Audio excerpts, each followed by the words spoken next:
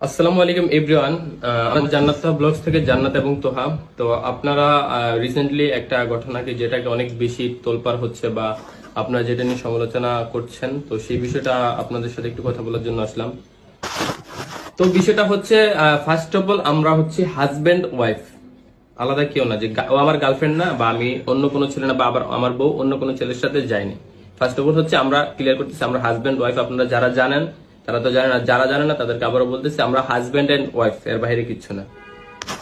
Second of all যে সাবজেক্টটা আসতেছে এখানে, এই ভিডিওটা বা ছবিগুলো বা কি হয়েছে এই বিষয়ে আপনাদের সাথে আমরা কথা বলবো, সবকিছু ক্লিয়ার করবো। একটু ওয়েট করতে হবে আপনাদেরকে, যারা আমাদেরকে ভালোবাসেন, যারা আমাদের ভিডিওগুলো দেখছেন, নিয়মিত দেখতেছেন, তাদেরকে বলবো আপনারা একটু ওয়েট করেন, বিশ্বাস হারাবেন না। অবশ্যই আপনাদেরকে সবকিছু ক্লিয়ার করব।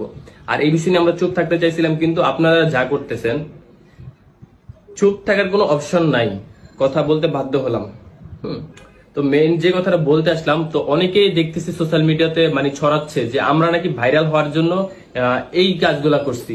আচ্ছা, আপনাদের কাছে তাহলে একটা কোশ্চেন থাকবে, আমরা 200 কে ফলোয়ার অতিক্রম করছি, আমাদের এখন বর্তমানে 213 লাখ ফলোয়ার। এই ফলোয়ারটাকে আমরা তখন নোংরামি বা কোনো কিছু করে করছি? আমরা ভিডিও বানায় করছি। আমাদের কেন ভাইরাল হতে হবে? আমরা কি কম ভাইরাল? আমাদের কি বাংলাদেশের মানুষ চিনে না, বাংলাদেশের মানুষ জানে না? আমরা কি কম ভাইরাল? এই কোশ্চেনটা আপনাদের কাছে ছিল, এটার অ্যান্সার দিবেন আপনারা যারা যারা এই কথা বলতেছেন।